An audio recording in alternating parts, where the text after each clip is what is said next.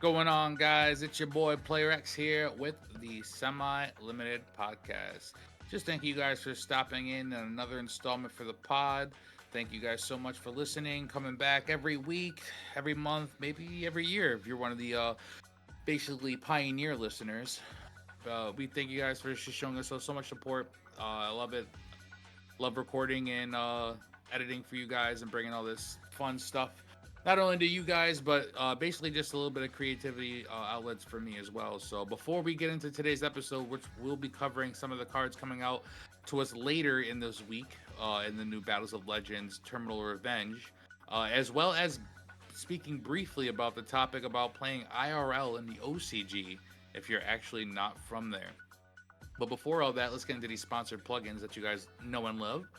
Please go to that Linktree link down in the description box below to follow all of our social sites. We will be continuing to do more giveaways when we hit 50 followers on TikTok, 100 followers on X or Twitter, and then 200 followers on Instagram and Discord.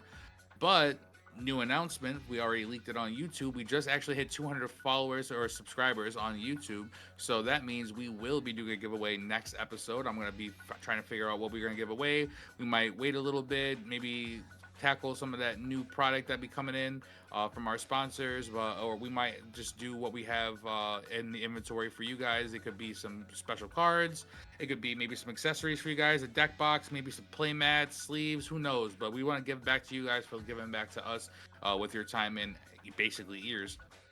So next episode, we will be announcing a giveaway for hitting the 200 YouTube subscriber milestone. So thank you so very much for that, and we appreciate all the support on those platforms. Speaking of sponsors, shout out to Unplugged Gaming in Mainland New York for sponsoring the podcast. You can always be sure to join their Discord server in the description box below to be a part of their TCG communities, whether it be Lorcana, which is basically taking off like wildfire, One Piece, basically Yu-Gi-Oh, Magic, Pokemon, don't matter what it is. If it's in cardboard form, you can go down there, basically be a part of all the TCGs that they have there, communicate with some people on some cards you might need, or maybe some cards you're giving away or selling or something like that, and then plan a meetup in store. And then when you guys meet up in store, be sure to tell them, anyone over at the staff, that the boys over at the Semi Limited podcast sent you, and they'll be sure to hook you guys up. And also be sure to catch Brad, aka Mr. Perfect, live streaming every Saturday night on Twitch. It'll be at 11 p.m. Eastern Standard Time for those who are outside of the U.S. It'll basically be on 11 o'clock for the East Coast in New York time.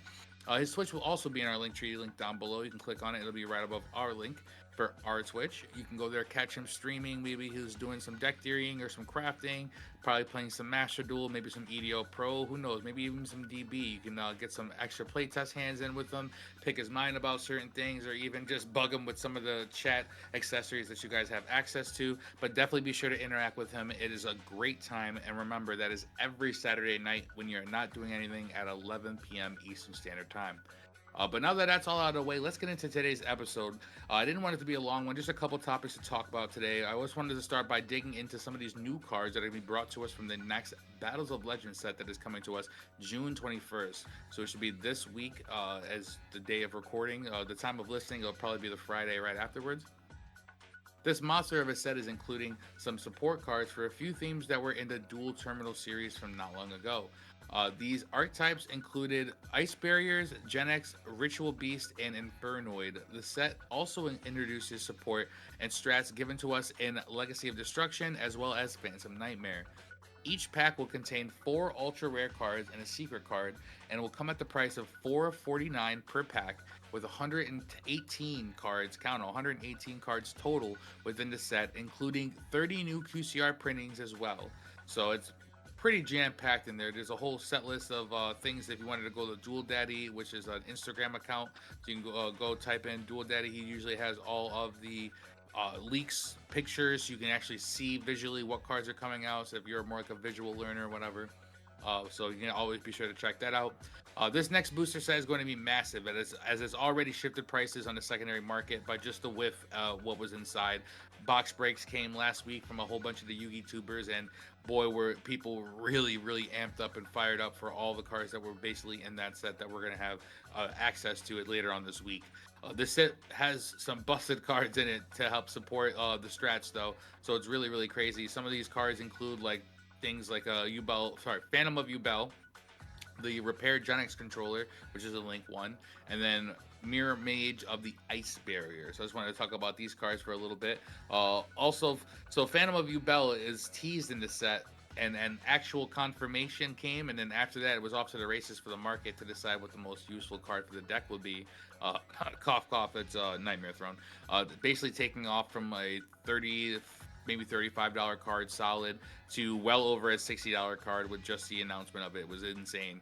But it is a crazy strong card for its archetype, allowing players to play through Nib naturally now without any non-engine really needed or required for it, like cross out designator, any sort of like hand negate, something like that, maybe like an Appaloosa. It doesn't really matter when you hit them now. Now they're going to have the ability to play around it and sidestep it. And the grind game also gets extended with its non-once per turn summon of that fusion monster as well. Also being able to change monster effects to something else more beneficial for your deck and strategy, of course, is also hella crazy to me.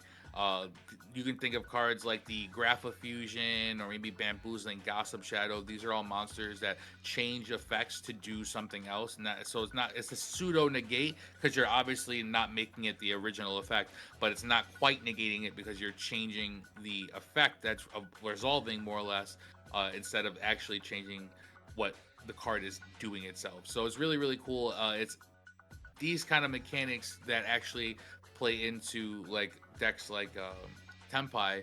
If you're playing against a Tempai player and they have the field spell up, summoning, which basically says your opponent or your cards are unaffected by your opponent's activated effects.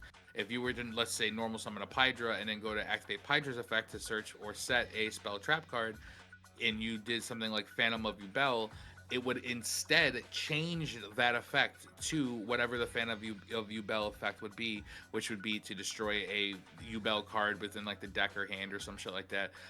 But it's crazy because it's applying the effect to the effect itself, not the monster. You can still get around cards that are unaffected by changing what the effect is going to be. Like just because you're activating, you're going to resolve, but you're going to resolve with whatever edits to the effect is going to happen because nothing said you couldn't change those. So this deck will definitely start seeing huge increase in representation after this weekend, with fan favorites going crazy to try out their new toys in this set. Then you could also expect cards like Repaired Genix Controller, which is basically just an infinite summon enabler within its archetype. They are also low-key busted for their supporting group. It allows the deck to keep spamming out its most important tuner, being the Genix controller, and endlessly summon out synchros from the extra deck. I think the stating is once per chain when you summon a Genix monster, or when a Gen X monster is added to the hand from the graveyard or from the deck, you get to normal summon one Gen X monster, normal monster from your hand. And I'm pretty sure all of the synchros that are being introduced and all that shit are adding the card from your graveyard back to your hand or tutoring them from the deck to the hand. And then this card allows you to immediately summon that shit. So it's like spamming out as much as you have fodder for to basically continuously, spam these synchros onto the field and basically, I would say, overtake your opponent in whatever advantage that gets you. I'm not quite familiar with how the deck actually operates, but I do know that from some of the people within the group or some of the people in Zoo as well, we're talking about this card and showing some of the like basically strats that it does, and it was kind of crazy to see some of the end boards that it kind of put up, like especially with being able to put out a tuner every single time you need a synchro monster. So definitely be aware out for that. And then there's also cards like Mirror Mage that deeply support the Ice Barrier strat to allow it to enhance its plays even further. And not only that is it good for its archetype, but it's also good outside of that archetype, which we might be seeing more play, or as I'd say, pilots more on the sprite deck, because it allows the swap frog to now become a one card totally awesome to layer interactions not only on your turn but on your opponent's turn as well. Because totally awesome can not only provide a stealing omni negate, which is by far better than just negating the card, but being able to set it to your field as well. But it also fetches you follow up just by touching the graveyard in the form of adding a water monster from your graveyard back to your hand. So in sprites, you can add back the Nimble Beaver to guarantee you 2 level 2s on the board. And Ice Barriers, you can add back any of those Ice Barriers from your graveyard back to your hand just to have the follow up or like the extension that you need. Maybe Mirror Jades, not Mirror Jades, Ice Jades. You could add them back to the hand to be able to discard for more outlets. It allows a lot. So totally awesome being now back into the format after all of its negating brothers such as Borlord Savage Dragon and Barone de Flor touching the ban list, and now seeing Toad step into the format with an Omni Negate attached to it. We'll see how long it lasts before Konami decides to, put that target on its trigger. But definitely be sure for this. This is going to be one of the secrets coming out in the set as well. So it'll be one of the, I would say, better cards to uh, pull it if I'm just being frank. You definitely want to see this one. Ice Barrier players, water players, all around are going to be wanting to get their hands on this one. But Battles of the Legends will also introduce some new cards that'll be utilized in other decks as well, such as the card Oil for fire decks that people have been kind of memeing on, saying that it's basically just the United States standpoint, the politics and all that is basically based in oil, and even the basically the Dragon Master Magia card, which was meant for Blue Eyes players. Although it does seem kind of fucked up that Konami would do something to the casual base player, like make it only a QCR. That just didn't really sit right with me. Especially for it to be not only a QCR like that, but also a chase QCR. You put it right on the front of the box. Like people are gonna want it, and you made it only a QCR. I don't know if that was like a kind of play to help the collectors feel safe to invest in it or whatever it was, but it seems a little bit far fetched to me to make it just QCR, especially when you know that the average Blue Eyes player has like 18 different rarities of all the cards that they have because you want to give access to these players, especially who are going in on all these older archetypes. But I don't know, it just didn't seem right with me, especially for it being $800. You're telling me that in order for me to play my Blue Eyes or like Dark Magician deck, whatever it is, I have to spend $800 just to get access to a card that may or may not come up once or twice. I don't know. It's different when it's a high rarity of a card that already has it available printing. It's a different thing entirely when the only printing is high rarity. I know they did this a little bit for Thousand Eyes, or sorry, Thousand Dragon, 10,000 Dragon, whatever it was, the one that came out in the other Battles of Legends set, which was only a QCR, or I would say a 10,000 rare, whatever the fuck it was. But same thing, if someone wanted to play that card or wanted to have access to it, you're just locked behind a paywall. It's just insane to have these cards that are, I wouldn't say generically good, but uh, good enough to allow testing or to be fiddled with or whatever like that. But they can't be used IRL without some sort of testing or anything like that because it just the paywall behind it is too much. I'm not going to spend $800 to get a card that I may cut 2 or 3 weeks from now because it either isn't good or just doesn't work fast enough or whatever the case may be. That just seems like that's just a little fucked up, and I just didn't like Konami doing that to its casual player. But cards like Oil, I think, is going to see maybe play testing, if not in Fires, Snake Eyes, and definitely in Fires in general. Maybe like Salad or something like Rescue Ace. But being able to grab 2 level 4 lower fire monsters from your graveyard and add them back to your hand, that's crazy. You telling me I can Ash Blossom my opponent and then if it's still on my turn, activate that and add that Ash back to the hand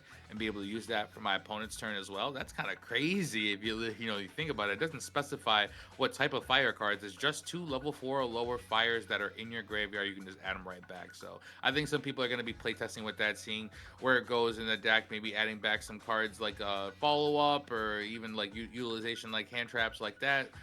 We'll find out how it goes, but I'm definitely eager to see it. But needless to say, the Battles of Legend will be a super impactful set for all the duelists to help spice up this format a little bit from its staleness, that some might say. And all local players in the Syracuse and Central New York area should stop by Unplugged Gaming to stock up on the product this Friday on its release date. Also on the docket today, before I let you guys go, because like I said, we just wanted to talk briefly about a couple things before the next episode comes out when we're going to have a little bit more to talk about. But some players were actually going crazy bonkers over a Twitter post by a known player known as Squiddy. If you guys don't know, Squiddy is a YouTube. He does a lot of the analyzations and a lot of like discussion videos on YouTube and Twitter. So he's very, very tied into the community and is very well known. But apparently, Squiddy, who's no newbie to traveling, definitely likes to travel and goes out very often, was planning a trip to Japan and wanted to attend some of the locals in that OCG region and see what they had to offer as far as competition wise. So, upon arriving at these locals, he was told after interacting with some of the clerks behind the counter at the locals that he was unable to join, and it was basically because he could not clearly and fluently speak Japanese. That they turned him away from this event, said that he would not be able to attend, despite having bought his exact deck in that OCG rarity within that same store in order to be in coordinates with the rules of basically not being able to use the other side's cards in whatever hemisphere you're in. So you can't use OCG cards in TCG, and vice versa. You can't take TCG cards and then go to the OCG and play with them. You have to have the cards of that hemisphere in order to play with it. So it was later told to us that Squiddy also went out to eat later on at a Japanese sushi shop, and then once the owner had saw him, he had went over and asked if he had spoke Japanese or was native to Japan, to which Squid replied no, and then he was immediately asked to leave the shop and was refused service there. Now, a lot of these people are saying that it's like very, very cultural or whatever like that. I don't know it's that much of, I would say, a cultural shock as more as just cultural differences. Of course, there was a little bit more to the story that others in the West here are unaware of, and it might just be ignorance or maybe, like I said, the cultural barriers. But it was just very, very shocking to me to hear. Because I mean, at the end of the resolution of all this, Squiddy did admit that maybe he was a little ignorant to some of the rules that were going on there. Some people eventually schooled him in and said that this was something that had happened because of other people, not so much foreigners, but like some people were coming in from China and they were speaking Chinese during gameplay to other Chinese players. And the Japanese players had asked them to stop speaking in a language that no one else understood but besides them, and they wouldn't stop. So it was kind of like almost as if they were cheating by using a different language. So they made it so that way you have to be able to speak Japanese to be able to be there. So I can understand that, but it's just shocking to me that it would ever happen out there, because if the roles were reversed and a OCG player came out the TCG player and wanted to play and didn't know any English or what, just wanted to play Yu-Gi-Oh! Just bare bones knowledge. I know many, many people who would move heaven and earth to make sure that every single person at a locals or a regional level event felt welcomed and accepted regardless of their background or language. Like, it's just very, very strange to me that it's not only the same out here for others, but like it's different over there, especially after Squiddy explained how he thoroughly researched the newer card pool. Because if those who don't know, OCG gets cards like 3 or 4 months in advance for us, so they get the newest sets way before us, so they have way more time to like tinker with the card pool, know what cards effects do, find out how to utilize them, all that stuff, and even knew the differences between the OCG and TCG as far as game mechanics, as far as consecutive effects going off and all that stuff, and being able to use unknown and known factors for when you're building chain links and all that stuff. It's just really a lot of a difference when you. It's subtle at first, but it's a lot of big changes between you when you go from TCG to OCG, and to have to learn that and still be denied. I don't know. It kind of felt like a kick in the ass. It does, however, say in the rules though, defining the eligibility for people to participate in OCG, at least sanctioned events. And it did say that the participants must have an address in Japan from the time of the application for the tournament until the end of the tournament, and they must be able to communicate in Japanese on a daily basis.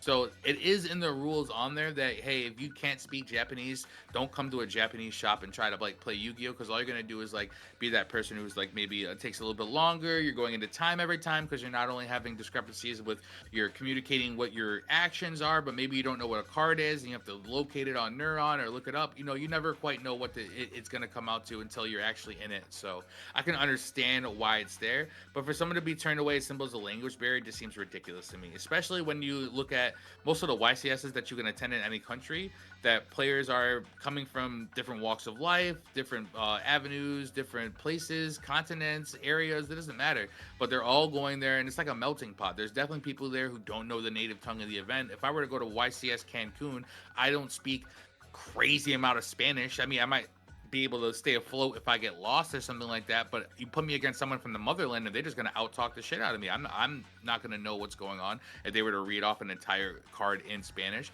But I do know what the pictures are, and I can say effecto, I can't say summon. You know what I'm saying? I can't say all these words in Spanish. So that way, if I were to go there, I would at least be able to bare bones, minimum requirement, communicate with them, allowing them to know like what my actions are, chain link one, two, uno, dos, you know what I'm saying? To say that the language barriers is what's like the big obstacle in the way, I don't think that, because you can go to any YCS and there are people there who don't speak the native language and still manage to play games with little to no incidents. So I don't know, it just seems wrong to me. But hey, what do I know? I do understand that there are rules and there are rules in place for a reason, but you guys tell me, what are your thoughts on the matter? I kind of want to know where you guys stand. Does it feel a little bit of a little bit cultural to have people only be able to speak Japanese, attend your events?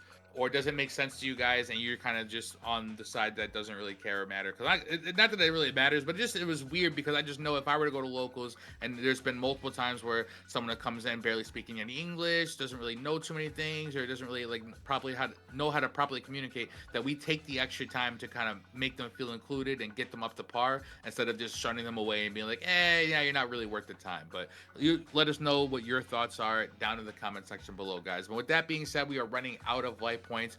Just a reminder, be sure to go up there, click that Linktree link down below, follow all of our sites, guys. We'll be doing more giveaways for the rest of the year when we hit those when we hit those accolades, is what I meant to say. But also know that next episode we will have that 200 YouTube giveaway. So be sure to basically check out our YouTube to find out how you can be a part of that giveaway and what the giveaway will be. Also, speaking of that, be sure to check out Unplugged Gaming in Manlius, New York. Their Discord server is in the description box below. Drop in there, give them a follow, and basically if you show up in store, be sure to tell them that the boys over at Semi Limited sent you. And then last but not least, catch Brad streaming every Saturday night, 11 p.m. 11 p.m. Eastern Standard Time for all those who are on outside of the United States, basically the East Coast. And he will be basically doing a whole bunch of play testing, deck theory, like I said, on all platforms, EDO, Omega, Dueling Book, Master Duel, whatever it is. Just be sure to interact with them so you guys are basically in the running for our Friday night wrap up when we talk about how his stream went and everything that was going on. With all that being said, guys, just like I said, wanted to keep another short episode for you. We will be back again next week. With all that being said, guys, I am Player X, and you've been listening to the Semi Limited Podcast. Thank you so very much, and good night.